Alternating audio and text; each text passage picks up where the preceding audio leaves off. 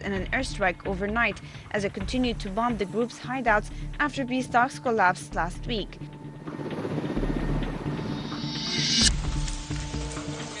The death toll from violence in the country of Venezuela has risen to 14 as anti-government protesters set up barricades and started fires. This comes as President Nicolas Maduro announced that Caracas will nominate a new ambassador to Washington in a bid to pave the way for dialogue with the United States. Italian Prime Minister Matteo Renzi won a parliamentary vote of confidence after calling for a radical and immediate change in the recession-hit country, as he outlined his new government's program.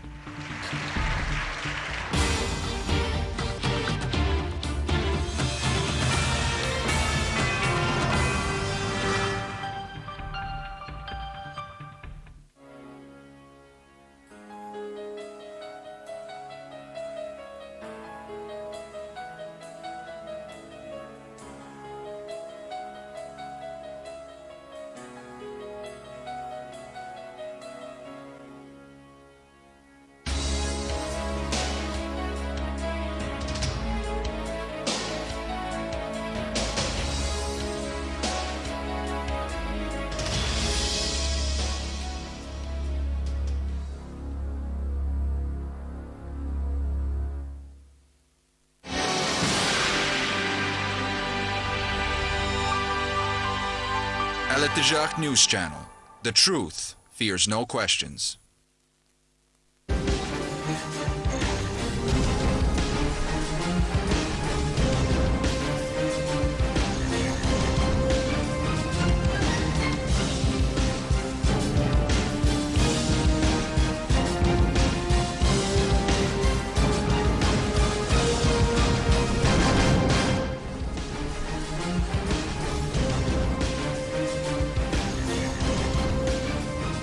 Welcome to the Middle East Stream. I'm Marwa Osman.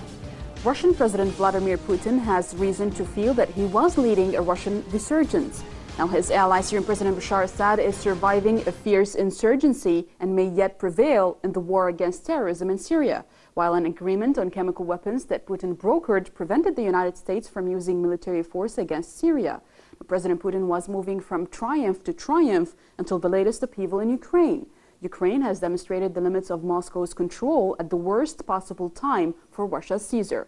Now, will this Russian setback affect the Syrian crisis, or will it motivate Russia into a fiercer stance besides Syria?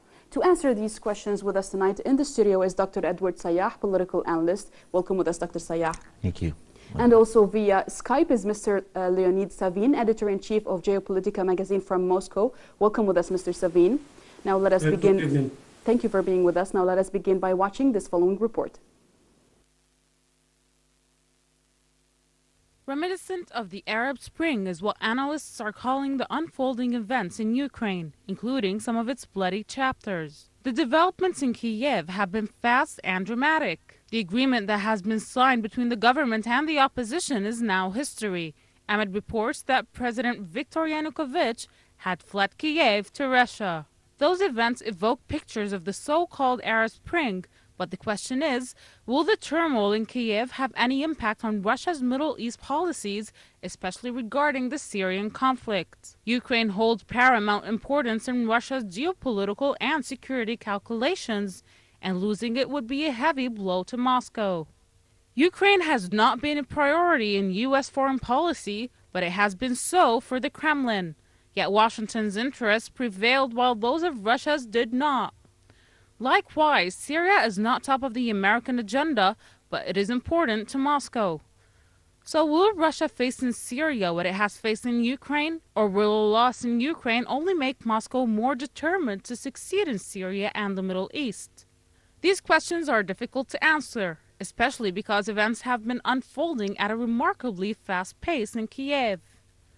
The rapid collapse of the system there is similar only to that of Zain al-Abidin of Tunisia and Hosni Mubarak of Egypt. However, all Syrian eyes must be on the development in Kiev. The events there are most probably bad news for the Syrian government and its allies, as they prepare for decisive battles in Yabrud and Daraa. And yet Syria is not Ukraine. The Syrian army seems to be in a fight to death. The government in Kiev seemed fragile, but the Assad administration in Syria is still unbroken. The opposition in Kiev is colored with orange, while Al-Qaeda black flags fly over much of the Syrian opposition, causing panic among Western nations. That is why the upcoming weeks will tell whether there will be a repeat of Ukraine's experience in Syria or not. Dr. Sayyah, a number of analysts are claiming that the traumatic overthrow of the Ukrainian President Viktor Yanukovych on Saturday, as he fled the President Palace to Russia, some analysts are saying, but his streets were occupied by extreme nationalists in Ukraine. It recalls events in the Middle Eastern 2011 so-called uprisings, especially events in Syria, where we saw armed men who did occasionally appear even at the very beginning of the Syrian crisis. We saw the same thing in Ukraine for the past couple of weeks now. Did the Western failure inside Syria prompt a necessary move in Russia's backyard in Ukraine? Well, first of all, let me mention a very important point. Okay, the unfolding events in Ukraine is a significant reminder of Arab Spring in the Arab world. But there is some similarities and there are some dissimilarities. Okay, regarding the situation in Syria, yes, this is how it started in 2011, okay, March 15, 2011. But although there are some resemblance between Syria and Ukraine or any other country, but there is also a big differences, okay, due to the structure of the political regime in both Ukraine and Syria. I believe that whether United States or America revenged for what happened in Syria, this could be that, but in general we know that also within Ukraine there was, you know, a very fierce opposition to President Viktor Yanukovych, okay, and this prompted up and things, you know, accumulated over with the passage of time. But I don't believe that the situation could be in Syria could be compared to what's going on in Ukraine. There's a big difference. Well, let us ask Mr. Leonid Savin, who is an editor-in-chief of Geopolitica magazine in Moscow. Mr. Savin, likewise in Syria, where U.S. Ambassador Robert Ford took to the so-called rebels side from the very start of the insurrection, well, U.S. officials again cleared the pathway of the Ukrainian rebels by offering up some support and some resistance and assistance. Well, will we have similar Russian stance in Ukraine as that in Syria? I mean, will we have Russia fight as hard for Ukraine as it is fighting hard for Syria? Unfortunately, for this moment, official Moscow still has not any concrete decision about Ukraine. There are only a few statements of the Russian Ministry of Foreign Affairs about situation with some concerns that processes there is going wrong. Yes, we have huge support from the people who are coming just now to Ukraine as volunteers. But for my opinion, Russia must be more proactive, not reactive. Events in Ukraine may be developed in very worse way for Russia in many directions. There is Black Sea fleet, many contracts with factories, and Ukraine is go-between for Russian gas supplies to Europe. But the most important, for my opinion, is human factor. About of 40% of Ukrainian citizens are ethnic Russians. And we are one people just divided by state border after collapse of Soviet Union. And where new Ukrainian politicians with neo-Nazi schedule to do a hate speech and threats against Russian peoples, there is very alarm signal. I hope that Russian president will act very soon, and there will be attempts of some kind of genocide as Georgia of Saakashvili tried to do in South Ossetia in 2008. Well, Dr. Sayyah, we have Syrian insurgents groups that are advertised as a moderate sort of aspiring Democrats looking for political reform, while Ukrainian rebels are looked upon as a group of pro-Western, like pro-EU, peaceful demonstrators. This is how the mainstream media in the West is putting it. But both nations, it shows that the radical rebels seem to have the upper hand as they take to the streets, while having considerable amount of contacts with the U.S. Officials in both countries. Now, this U.S.-Russian Cold War it's taking a quite to extreme turn right now with what's going on in Russia. What do you think about that? How will Russia react? Well, first of all, let me say that probably we are witnessing now the return of the Cold War between Russia, which succeeded all Soviet Union, and United States of America. Okay, how Russia is going to react to what happened in Ukraine, it's still premature. Okay, you cannot exactly predict what President Putin is going to do now. Okay, he is now in the process of re-evaluation his policies toward Ukraine and toward what happened. I think probably he was taken by surprise. Let me say this, okay? He was taken by surprise because but the Orange Revolution, yes, the so-called Orange Revolution has been on for years. I mean, but I'm not referring to this. I'm referring that they just signed, okay, an agreement between the opposition and the regime. Okay, so nobody knew that the opposition leaders will go back on their word. Okay, and the agreement is going to be broken in the twinkle of eye, if I can use this word. Okay, so what happened was really, probably in Russia, they were in Moscow, they were taken by surprise. Okay, and now whether he is going to invade, okay, let me say word invade or intervene in Ukraine or not, he probably, let me say, first of all, as I told you, okay, before we started, there is a strategic factor and there are some minor factors. The strategic factor is for Putin and Russia to make sure that Ukraine will not pull away from the Russian hemisphere. In other words, that President Putin will make sure, okay, to tighten his grip, okay, over the situation in Ukraine.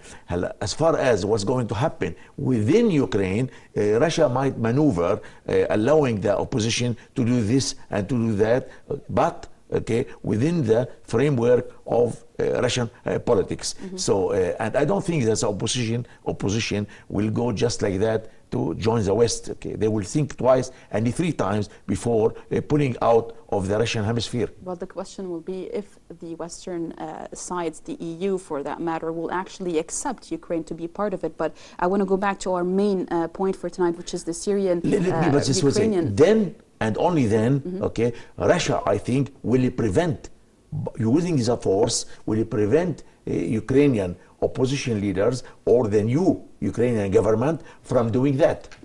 Simple. Well, going back to our Syria. Similarities between what's going on in Ukraine and to Syria, let us go back to Mr. Savin and ask him what is perhaps most fascinating are the wide variety of similarities between the Syrian conflict and what is unfolding right now in Ukraine, Mr. Savin. But might Ukraine become a powerful card in the hands of the West to negotiate with the Russian-Syrian ally? Actually, I heard from foreign colleagues that operation in Ukraine was just the answer of United States to Russia because of strong position in the United Nations Security Council and support of Syria. Of course, there is a strong geopolitical link in sense because West want to engage both Syria and Ukraine in our economical and political orbit. I mean, European Union's policy of neighborhood and the plan of action where Mediterranean, South Caucasus, Eastern Europe and countries such as Belarus, Moldova, Ukraine and the Arctic area too are strategic goals for the next 10 years. It is official plan of the European Union. Ukraine is possible new marketplace for European Union and also source of human and material resources. Southeast of this country also have very important industrial complex that was used in Soviet Union for such spheres as space, military industry, aviation and high technologies. Actually, these regions are pro-Russian. So American strategists think that Russia will intervene there, and so called world community will act against Russia and in cooperative way. If Russia will be busy with Ukrainian front, there will be more possibilities for the rest to do something in other places, such Syria and Iran, for example. So any action of Russia must be very careful, I think. Dr. If you allow me, let me insert just one, a quick statement. Okay, in making a process of compare and contrast between Ukraine and Syria. Okay, there is a big difference between the two countries. In Syria, the Syrian army still holds, and one body, one unity rally behind President Bashar al-Assad. While over there, the Ukrainian army and the security forces have have given up President Yanukovych, and they did not fight for him, and simply they stood aside, and they made it clear that they were not going to interfere. While in Syria, we see the officers, at the head, they are fighting, until the last man in defending, the But at this point in time, Dr. Sayyah, the turmoil in Ukraine may not be over. It might not have even peaked yet. Yes. But the turmoil in Syrian soil, it is at its highest at this moment in time. What can Russia do politically to actually try and avert any further escalation, especially after Geneva II failed extremely? I know what's going on in your mind, and I will say just only one word. Regardless of what might happen in Ukraine, Russia cannot, even if she wanted this, cannot give Syria up. Because we know that this is an old dream for Catherine II and Peter the Great, to reach the warm water in the Middle East. Don't forget that Syria is at the border with Israel. And now Putin, will say to Obama, now I received the message, you are trying to twist my arm in Ukraine, but I'm not going to give up Syria. And I will twist your arm, because Syria is a confrontation state with Israel. And as you know, Israel is a darling baby, and the lovely baby for United States of America. So whatever happened, Russia will never give up Syria. And if there's also the matter of the extremists who are a major concern for Russia. And this also, because of Chechnya and other things. And if Putin reached to a point where he realized that United States is going to escalate the situation in Ukraine to the extent to force Putin pulling out of Syria, then and only then he is going to invade Ukraine, putting down the revolution, if I can use this, or the coup d'etat, and in order to dedicate all his time and his force to Syria. Well, we will continue our episode for tonight, but we have to take our first break for tonight. Please stay tuned. We will be right back.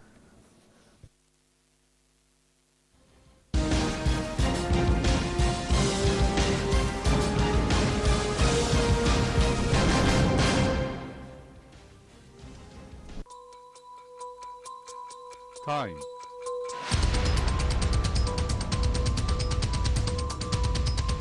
Variable.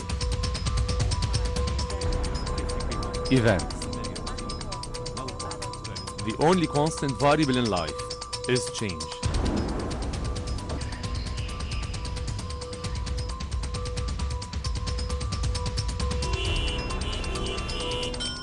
Broader perspective. Arguments and counter-arguments on our platform. Global Insights. The globe on our platform. Pollution and climate change. Medicine manipulation. Genetically modified food. The destruction of wildlife and corporate exploitation. These are all part of a new terrorism threatening our future. Eco-terrorism.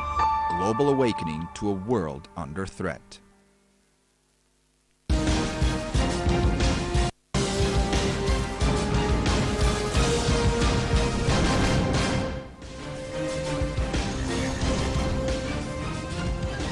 We are back with the Middle East stream with Dr. Edward Sayyah, political analyst, and Mr. Leonid, Savin, editor-in-chief of Geopolitica magazine from Moscow. Now, Russia is reasserting itself as a great power, carving out spheres of influence in the old 19th century way. Ukraine, Kazakhstan, and Syria are in those spheres of influence. In the 19th century, however, wars often were caused by one country not respecting another's proclaimed spheres of influence. Now, today, Ukraine is down, and Syria is struggling to resist the Western's mounting turmoil. How will the Kremlin react to protect its remaining spheres of influence? More details in the following report. Last year seemed in many ways to be the year of Vladimir Putin. The Russian president had consolidated power in his country, crushed any possible opposition, kept his ally in Syria from being toppled, and brokered a deal to remove Syria's chemical weapons. This year was also going pretty well for Putin. The Sochi Olympics was not the disasters many suggested it might be, and above all, Putin had maintained Russia's historic relationship with Ukraine, outmaneuvering the European Union. That's what it had looked like until just a few days ago. But now on the central issue of Ukraine, Russia does not look so triumphant. The ongoing crisis in Syria and Ukraine are not limited to their own borders. Russia had its own stake in both conflicts, and its agenda is hardly aligned with the West's. In the meantime, hoping to ease suffering in Syria's besieged cities, the UN Security Council anonymously passed a resolution to boost access to humanitarian aid and to put an end to violence in the country. While the resolution threatens Syria and other armed groups with unspecified further steps for failing to implement the resolution, Russia's UN envoy Vitaly Churkin made it clear to the Council that his government was not prepared to automatically penalize the Syrian government if it fails to move quickly to end its siege on Homs, Aleppo, and other battered cities which are held by extremist insurgents.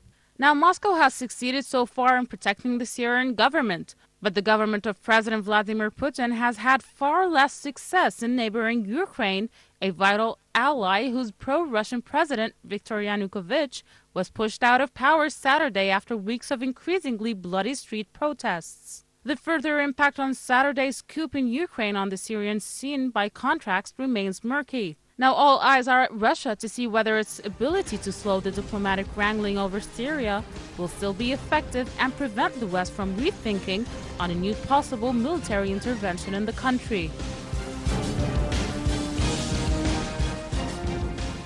Dr. Sayyah, after the latest events in Ukraine, all Syrian eyes must be on Kiev at this moment. I mean, the events that are absolutely bad news for the Syrian army and its allies as well, as they prepare for the most decisive battles of Yabrud and Daraa as well. Well, how do you think the Ukrainian crisis will affect the Syrian battlefield? Well, I believe that the Syrian regime, let me say, is not only backed by Russia. As you know, okay, it's backed by Iran, which you know, I consider it as a great regional country in the Middle East today, okay, with all this technology and advancement, and also with Hezbollah. Okay, and I mean, it's a force to be reckoned with. I mean, Hezbollah. Okay, everybody knows. In this case, Russia can continue supporting the Syrian regime in the Security Council of United Nations. Okay, and Russia from the beginning did not need to send land troops, okay, ground troops to Syria. Okay, and President Bashar al-Assad never asked for that. Okay, it will only arm Syrian army, send weapons to Syrian army, and this she can continue doing it. So I don't believe that Russia will allow the opposition in Syria to take over. There is no way although Ukraine might be a little bit more important than Syria to Russian regime, but Ukraine is always at the door with Russia, and Russian leadership can at any time can maneuver a deal with intervene, or make a deal with the opposition over there, and they will come to their sense. They know what's going to happen, and they still, they remember Budapest and what happened, in the 50s, and in Georgia as well. Yes, in this case. So I believe that it might affect Syria a little bit, at least psychologically, but in the long run, I don't think that this will lead, let me use this word, lead to the fall down of the Syrian regime. Bearing in mind that the situation in Syria, or the structure, the composition of the Syrian regime is different than that of Ukraine. In Syria, you got a sectarian regime. The issue over there is very delicate. You got, let me say, sects here and sects there. I don't want to name them. But it's a matter of life or death in Syria, and this is not available or is not present in Ukraine. There is a big difference. So I don't think we can resemble them, but not to a great extent. Well, taken from what you said there, I want to ask you, Mr. Savin, about what is happening in Syria. I mean, Syria is clearly not Ukraine, but the war on Syria seems to be fighting to the death, just as Dr. Sayyah has said. The government in Kiev seems fragile, but the government in Damascus is still unbroken, and the spread of extremists in the country is causing panic among Western nations. Now, might that hint that the West completely separates between the Syrian crisis and the Ukrainian one just to get rid of extremists inside Syria? Yes, sure. Government in Kiev was dependent on decision of Ukrainian president, but he did nothing for securitization and normalization of the political crisis. He signed all papers that West and the opposition asked and get nothing back. Russian Prime Minister Dmitry Medvedev told a few days before final collapse of Ukrainian government that Yanukovych is spineless. It's truth. So we have classical issue of political will and the responsibility of the person. In Syria, the situation is different. But I think that West looking on both countries like object of our interest. Only tools of activity are different. In Syria, it is armed militants and jihadists with financial aid of Gulf monarchies. In Ukraine, it is more a pro-diplomacy approach with involvement of the European Union and local oligarchs, and where nationalism was a good platform for action. Also, we need to keep in mind that in 2004 in Ukraine was another first pro-Western colored revolution, Orange Revolution. And actually there is other many lands worldwide. Venezuela with similar protests like in Ukraine, Thailand are most known examples.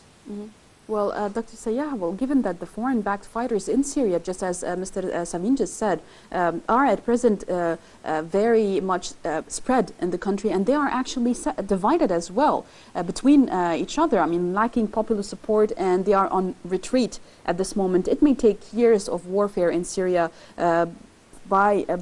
before they or any Western and regional backers can dictate surrender terms with the Syrian government. But however, wouldn't that render the Syrian government, along with its allies fighting back to back, weary of the war, and that it stretches on for long and long? I mean, they might get weaker by the year. Well, Syrian opposition forces now are disintegrated. In other words, they are in a great disarray. In other words, they don't know what to do. Remember that just probably 1 week ago, we heard that they, for instance, dismissed the chief of staff of the, Syrian the Free Syrian Army. If I can say Free Army, General Idris, who refused to be dismissed, by the way. The whole decision, and he said that he was still in his office. So this, not to mention other things. I believe that all what's happening, Syrian opposition will never be able to, for instance, occupy Damascus or to threaten Damascus or to take over there. Probably by the same token, the Syrian regime will not be able to finish what's going on there or to settle down the you know the revolution. Just like that, it might take another 1 year or 2 years. But let me go back to making a comparison between whether what happened in Ukraine is going to have an impact on Syria or not. Well, I think the only impact will have that will probably put President Putin and the Russian leadership in jeopardy, and in a little bit they will get lost, and probably it will delay any political settlement or any political agreement between the West and Russia.